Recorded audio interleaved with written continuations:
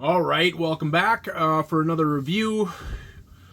This is kind of a bigger one. I'm pretty excited about this. It seems like we were slowing down on vehicles for quite a while, and then this Talon fighter was announced over the winter time.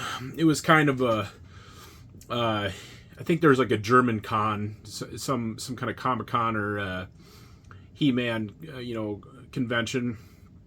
And I guess there were pictures of it there, but they wouldn't show any. And we got ourselves another vehicle, and it's a pretty decent sized vehicle, especially with the stand. And it's just really exciting to get. This again is another one. When I was a kid, I did have Battle Ram and Roton and a few other vehicles, but like this is one that I never even saw in person. Like it was always kind of like a mystery on whether it even existed. I think I think I knew. I might have saw an ad before, but I'd never seen it in person. And I always wanted, of course, you want all the vehicles. So this is kind of a dream come true, getting, Point Dread and the Talon fighter. And it's kind of a neat, there's a neat backstory where this thing is just kind of magic and just kind of shows up. Sometimes it's on Castle Grayskull, sometimes it appears out in nature. But it's neat to have it. It's a cool vehicle design too. And this one, like the last thing I reviewed was the Screech Skeletor 2-pack, and the box art was not all that great on it. This is definitely different. We have all sorts of cool stuff going on here, and they really do a good job mixing up the figures. We got the LOP Triclops and Roton, and we got He-Man, and we got Zodak, and then we have that exclusive Skeletor from, I can't even remember if it was a Lords of Power 4-pack or what it was. And then that Beastman's just a little bit different. It's like a mix of the LOP Beastman and then our normal Beastman, which is kind of wild. And then up on top, of course, we have a bunch of images with Castle Grayskull and a couple Rotons with that comic version of Triclops and then Faker. So that's kind of neat. Let's look at some of the other box art. So even on the one end, we have some kind of demon-looking figure riding some kind of dragon-looking figure.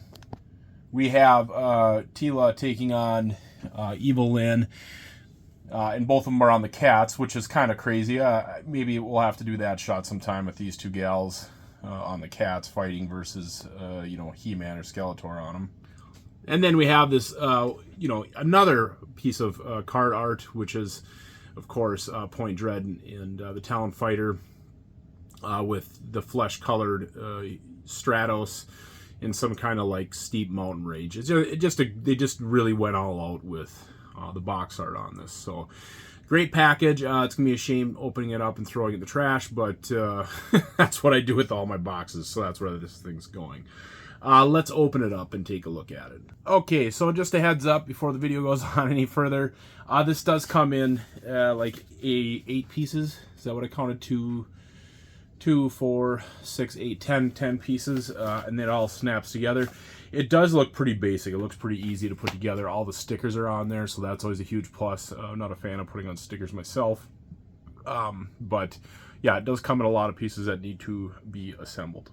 All right, so there it is, the Talon and Point Dread in all its glory. It's pretty great having it. The vehicle itself is very glossy and kind of a softer plastic, but it's great. It really is having this vehicle and stuff. So I didn't put the handle on the bottom. But I can do it. So this was one of the things that I was not excited about, is having this thing hanging down there when I'm taking pictures with it. It doesn't make any sense. It was there on the original for the kids. We don't, some people want their original vintage stuff. Not me. That's just fine. Hold on a second here. I've got my rotating table. Why not use it? So you guys can get a really good look at the Talon fighter and Point Dread. Just look how cool that looks. The that back end of the Talon fighter It's such a neat vehicle to finally own. Yeah, there again, there's the afterburner or whatever, and of course Point Dread itself. I think maybe let's separate them and get a closer look at them rotating. Yeah, so there it is. It's like I said, it's awesome. It's great having this in the Wind Raider and the Jet Sled, all that other stuff, Sky Sled, whatever you call it. And then of course that gun is interchangeable with the satellite. I kind of like the way the satellite looks better, or I think it looks better. But it is weird. Like the gun makes more sense. I'm not gonna be flying a jet with a satellite just hanging out up there. It's just kind of weird. So let's look at a few other things. So that's the interior. Plenty of stickers with it's pretty awesome actually. You got guns, axe, and wrenches, and a first aid kit, and then you have all the bells and whistles that go along with flying a jet. And on top of that, you can fit 2 characters inside there pretty easily, and which is awesome. You can get you got 2 figures in there, just great. I absolutely love it. Okay, real quick, I wanted to show you guys the interior decals of Point Dread. The top, of course, has been removed, and just showing you guys this base. You can snap the gun up there if you like. And yeah, you got a cool little crow's nest, with a gun on it and stuff. So, yeah, I got an axe and a few other things. What else is there? Like some kind of hook deal, and otherwise some neat little electric switch. Yeah, cool little detail. I got to look at the original Point Dread to see if it has the same exact stickers in it. It's pretty cool. So, yeah, let's look at some more stuff.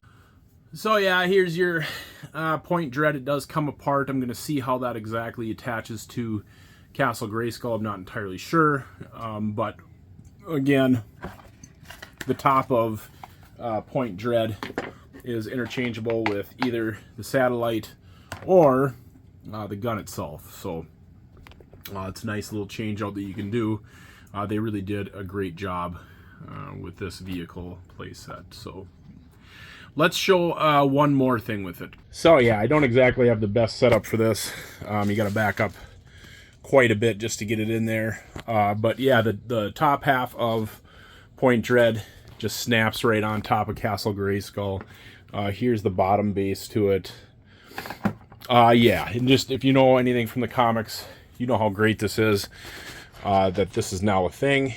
It's gonna be hard to take pictures of it, but I will figure something out, and we'll probably figure it out pretty quick here on how to get a shot of that up on top of the castle. So anyways, yeah, I guess it's time to do a few shots with Point Dread. Let's get to it. All right, so basically we don't get a good close-up of Point Dread and the Talon fighter, but we get it up on top Castle Grayskull with Skeletor looking on, which is pretty sweet. Yeah, just it's not as focused on Point Dread as I would like it to be, but you got to get at least one shot with Point Dread on top of Castle Grayskull. So I think this will be it. The other ones will probably take it down and put it on its other base and come up with some other cool shots. So yeah, not much else to say about this. I guess I got Castle Grayskull back there. Looks a little boring with just Skeletor looking on, so I filled up the very front of the picture with these rocks and trees, which really help bring the landscape to life. So yeah, other than that, let's go on to another shot. All right, so next shot, I'm not actually all that wild about this one. It didn't exactly turn out the best. Really having a hard time getting that Talon fighter featured in here, besides the belly, the underbelly. So we'll have to figure something out for the final shot. Still turned out kind of neat. We got Zodak and Tila and He-Man confronting the Skeletor from the Screech 2-pack with Point Dread up on a kind of a towerish looking deal. Yeah, nothing too wild with this one. Just it's your typical cliff shot. So, yeah, blah, whatever, I guess, good enough. Let's go to something else. All right, so this shot is basically a chase scene with Skeletor and He-Man. He-Man and Wind Raider, and then, Skeletor and the Talon Fighter. It seems like it would be a good guy vehicle, but the first time the Talon Fighter does appear in mini comics, Skeletor does pilot it. This is going to be the last picture, but I think I'm going to do one more because I just have not, feels like I've not gotten a good shot of the Talon Fighter itself, so I'm going to have to do one more. But I just basically have this explosion on one of He-Man's engines, and Talon Fighter right behind him, and just kind of trying to crop out the stands, and it's gonna be a tightly cropped picture. I wish I had a better way of getting these guys levitating, but I have not figured that out yet. So, it's a cool shot. Let's go to one more with a better shot of the Talon Fighter. All right, I'm glad I took one more shot just to get a better look at Point Dread. This is one of my favorite shots of this. It'll make a great thumbnail shot. It's basically He-Man with the Talon Fighter and Point Dread in the background, and just kind of having a cool, nature scene with him. It's up there on a block so we can see it really good, and then just surrounded by trees and rocks and grass and everything. And like I said, just getting a really good look at the Talon Fighter up close, and I'm glad I found a way to get Point Dread in there too. So. Easy enough, guys. Hit the like and subscribe button. Check out the description of the video for my Facebook and Instagram. Also, check out some of my playlists. There's a lot of good Masters of the Universe pictures there that I think you guys will get a kick out of. Just so go ahead and check those out. Otherwise, we'll see you guys at the next video. Bye now.